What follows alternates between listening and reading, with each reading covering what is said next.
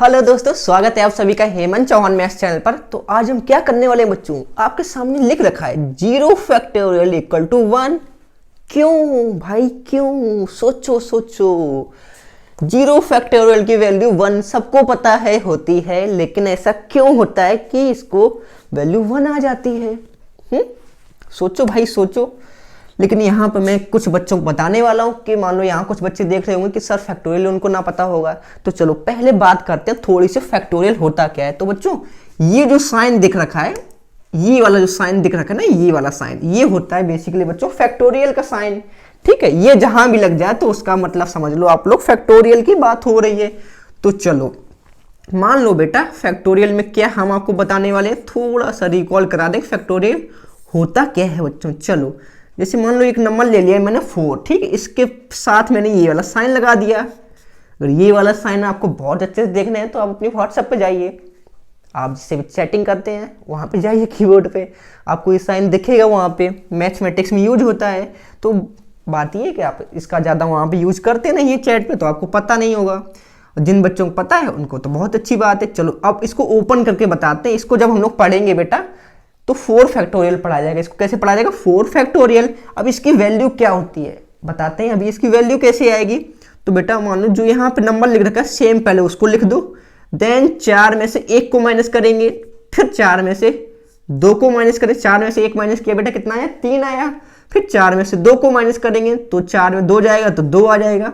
फिर 4 में 3 को माइनस करेंगे, ठीक है, तो कितनी वैल्यू आ जाएगी बेटा? 1। जब तक यहाँ पे 1 नहीं आ जाता है तब तक हमको चलते रहना होता है, लेकिन यहाँ पे तो अपना 1 आ चुका है, मतलब कि अब हमको हो जाना है स्टॉप। चलो यहाँ पे स्टॉप हो गए तो ये अपनी वैल्यू हो गई बेटा 4 फैक्टोरियल की। ठीक है, अब यहीं पे थोड़ा हम आपको बताते हैं। मान लो अब आपको वैल्यू निकालनी किसकी बेटा? 5 फैक्टोरियल की। तो कैसे निकालोगे? जो यहाँ पे नंबर लिख रखा है सेम पहले ये उतार देंगे, ठीक है, देन साइन बेटा हमेशा मल्टीप्लाई लगेगा साइन में साथ में। तो चलो 5 में से 1 घटाएंगे, हमेशा 1 घटाने से स्टार्ट करो। पहले इसमें 1 घटाओ, फिर इसमें 2 घटाओ, फिर इसमें 3 घटाओ, फिर इसमें 4 घटाओ, और जब तक घटाते रहो जब तक कि अपना 1 ना आ जाए। चलो 5 में पहले 1 घटाएंगे तो बेटा कितना आ जाएगा? 4 आ जाएगा, ठीक, देन मल्टीप्लाई। 5 में 2 घटाओगे तो कितना आ जाएगा बेटा? 3 आ जाएगा, ठीक है, मल्टीप्लाई। 5 में 2 कितना घटा दिया? तो 2 घटा दिया, तब 3 घटाएंगे तो बेटा कितना आ जाएगा? 2 आ जाएगा। जैसे ही 5 में आप 4 घटाओगे आंसर कितना आ जाएगा बेटा? अपने पास 1 आ जाएगा। जैसे ही अपने पास आंसर 1 आ जाता है वहीं पे हम लोग क्या कर देते हैं? स्टॉप। चलो ये अपना वैल्यू हो गई क्या बेटा? 5 फैक्टोरियल की। ठीक है बेटा, अब ये जो ट्रिक है, मान लो मैंने 0 फैक्टोरियल ले लिया बेटा, अब आप क्या करोगे? क्या करोगे? आप यहां पे 0 लिख दोगे। इस ट्रिक के हिसाब से यहां पे 0 फैक्टोरियल की वैल्यू क्या आनी चाहिए थी? 0 आनी चाहिए थी, बट बेटा this is not true. 0 factorial कभी भी 0 के बराबर नहीं होता है, याद रखना ये बात, ठीक है। 0 फैक्टोरियल कभी भी 0 के बराबर नहीं होता। उसकी वैल्यू कितनी आती है बेटा? हमेशा से 0 फैक्टोरियल की वैल्यू आती है बेटा 1। चलो ये आपको एकदम बड़े अच्छे से रटा दिया जाता है छोटी क्लासों में, या जो गवर्नमेंट जॉब की तैयारी कर रहे हैं उनको भी रटा दिया जाता है कि बेटा 0 फैक्टोरियल की वैल्यू 1 होती है। बट जब हम लोग ये जो फैक्टोरियल जैसे ओपन किया जाता है वैसे लगा रहे हैं तो वैल्यू 0 आनी चाहिए, बिल्कुल आनी चाहिए। तो सोचो बेटा ऐसा क्यों हो रहा है। तो आज हम वही चीज आपको बताने वाले हैं कि बेटा इसको 0 फैक्टोरियल वैल्यू 1 क्यों आती है। चलो इसको बिगाड़ देते हैं, बोर्ड में थोड़ा स्पेस मिल जाएगा अपने को। अब बाकी अब हम लोग करने वाले हैं इसका y का आंसर बताते क्यों आता है। तो 2 आपको तरीके बताए जाएंगे इसके। एक तो पहला मैथमेटिकल तरीका बताया जाएगा, ठीक है, दूसरा आपको बताया जाएगा लॉजिकल तरीका। 2 तरीके में आप समझ जाएंगे कि 0 फैक्टोरियल हमेशा 1 के बराबर क्यों होता है। चलो बेटा यहां पे मान लो जनरल में हम लेके चलते हैं बेटा, मान लो n फैक्टोरियल, ठीक है ना बेटा। अब मान लो इसको कैसे ओपन करते थे बेटा? मान लो हमने 5 फैक्टोरियल लिया था तो हम लोग कैसे ओपन करते थे? 5 को 5 जो यहाँ नंबर था उसको सेम टू सेम यहाँ लिख दिया करते थे। चलो यहाँ पे n है तो ये हमने n लिख दिया, ठीक है बेटा। इसके बाद साइन किसका लगाते थे बेटा? मल्टीप्लाई का, देन मल्टीप्लाई का साइन लगा दे रहे हैं यहाँ पे। अब 5 में यहाँ पे जो नंबर आता है उसमें क्या करते थे? 5 में 1 माइनस करते थे, देन 5 में 2 माइनस करेंगे, देन 5 में 3 माइनस करेंगे, देन 5 में 4 माइनस करेंगे। कब तक माइनस करते जाएंगे? जब तक कि अपने पास 1 ना आ जाए, सेम टू सेम। तो कैसे 5 4 देन 3 देन 2 देन 1 स्टॉप कर दिया करते थे। सिमिलरली इसको ओपन करो, n में पहले 1 माइनस करेंगे तो n माइनस 1 आएगा, देन मल्टीप्लाई, फिर n में क्या करेंगे बेटा, जैसे क्या कैसे करते हैं, 5 में 1 माइनस किया तो 4 आया, देन 5 में 2 माइनस किया देन 3 आया। तो उसी प्रकार n माइनस 2 किया जाएगा। n जब इसको आप लोग इसी क्रम में लिखते रहोगे, ठीक बेटा, तो ये तब तक चलता रहेगा जब तक कि n माइनस n ना हो जाए, ठीक है। तो ये बेस्ट आ जाएगा अपने पास 3 देन मल्टीप्लाई देन 2 देन अपने पास आ जाएगा 1। ये बेटा बात हो रही n फैक्टोरियल का, जनरल बात हो रही, ठीक है बेटा। यहाँ पे आप n की वैल्यू कोई भी टेक कर सकते हो। यहाँ पे मान लो यहाँ पे 5 फैक्टोरियल रख दो तो 5 5 माइनस 1 5 माइनस 2 5 माइनस 3, ये बेसिकली फैक्टोरियल का क्या होता है बेटा, फॉर्मूला होता है ओपन करने का, ठीक है बेटा। चलो अब बात करते हैं यहाँ पे जीरो फैक्टोरियल की बात। ये अपने पास हो गया फॉर्मूला। तो हम क्या करने वाले हैं यहाँ पे, n factorial equal to n। अब बेटा ये इस n को मान लो अलग कर लेते हैं, देन यहाँ से हम लोग फैक्टोरियल लगा सकते हैं, जैसे कि n माइनस 1 फैक्टोरियल। इस क्वेश्चन को हमने n अलग कर लिया, देन यहाँ के बाद से हमने क्या लगा दिया बेटा, फैक्टोरियल। फैक्टोरियल का मतलब क्या होता है कि जो भी टर्म है उसको, जैसे मान लो n माइनस 1 आपके पास आया है फैक्टोरियल, तो इसको जब ओपन करो तो क्या हम लोग करते थे, इस वाले टर्म को सेम टू सेम लिख देते थे, ठीक है बेटा। देन मल्टीप्लाई का साइन, देन उसमें 1 माइनस करते थे, देन 2 माइनस। तो इसमें जब 1 माइनस करोगे मतलब कि n माइनस 1 में माइनस 1 करोगे तो बेटा कितना आ जाएगा, n माइनस 2 ही तो आएगा। क्या आएगा, n माइनस 2 ही तो आएगा ना, आएगा कि नहीं आएगा। तो यहाँ पे लिख दिया जाएगा क्या बेटा, n माइनस 2। अब यहीं पे जब 1 माइनस कर दिया, देन क्या माइनस करके देख लो, 2 3 माइनस करके देख लो इसमें से। तो बेसिकली जब हम लोग इसको ओपन करते हैं तो आगे के जितने टर्म्स हैं वो ही बनते हैं, ठीक है।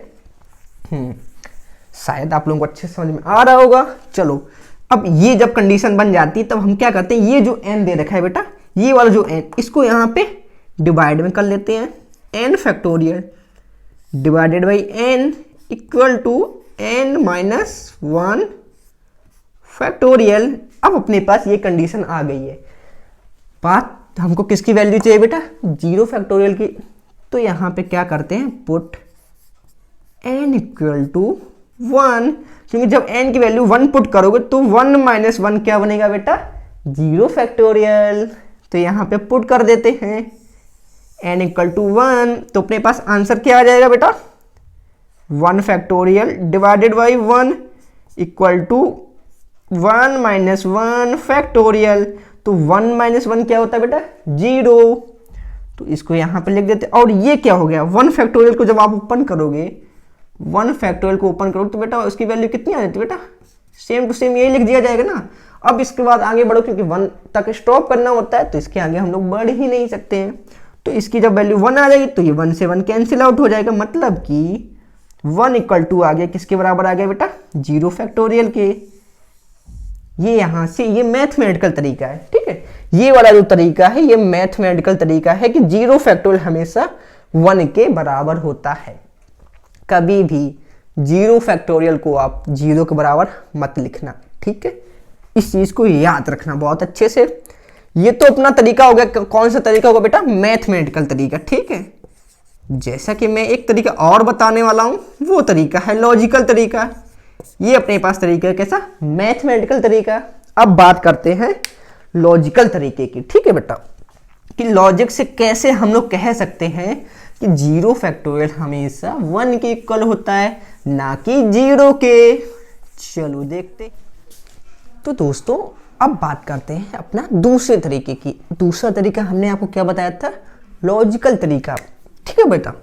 बात करते हैं अब हम लोग क्या, लॉजिकल मेथड की, ठीक है। लॉजिकल तरीका क्या कहता है, तो देखो बच्चों, लॉजिकल तरीका के लिए हम लोग यूज करते हैं कॉम्बिनेशन, ठीक है। कॉम्बिनेशन अपना किस चैप्टर में आता है बेटा, परमुटेशन कॉम्बिनेशन, जो लोग पढ़ रखेंगे। हिंदी में क्या बोलते हैं उसको, क्रमचय संचय, ठीक है। वहां बात होती है एनसीआर की।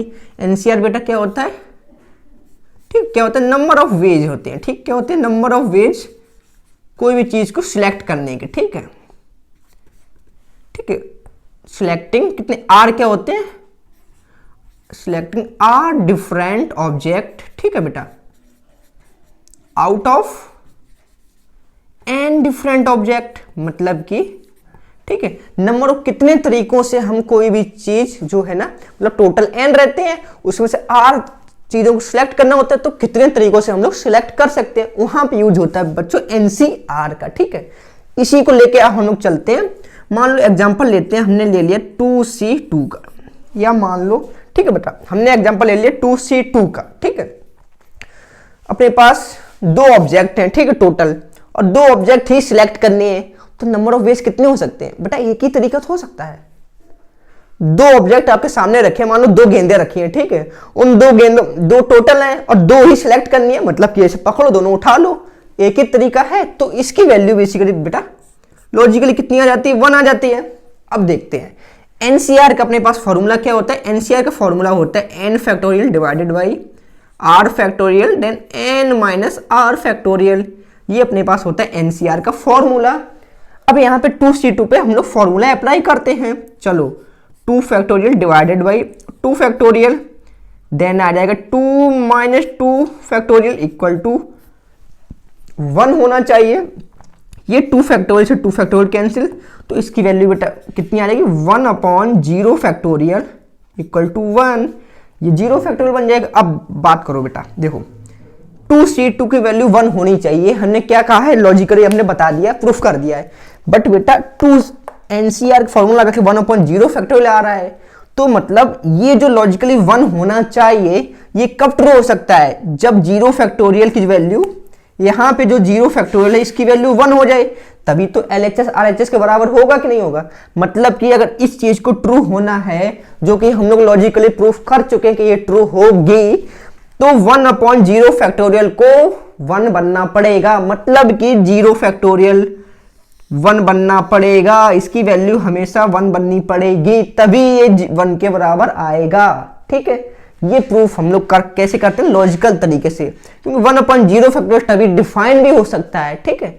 1/0 फैक्टोरियल तभी डिफाइन भी हो सकता है जब 0 फैक्टोरियल 1 के इक्वल होगा, और ये 1 के इक्वल होगा तो मतलब कि LHS बराबर RHS, और ये चीज तो ट्रू है ही अपनी। तो ये बेसिकली जो तरीका है ये अपना तरीका है लॉजिकली तरीका।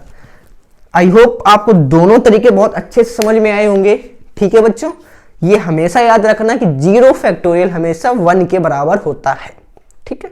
बाकी आपको एक्सप्लेनेशन तो मैंने 2 मेथड से दे ही दिया है, एक मैथमेटिकली और दूसरा लॉजिकली। बाकी धन्यवाद बच्चों, मिलते हैं नेक्स्ट वीडियो में।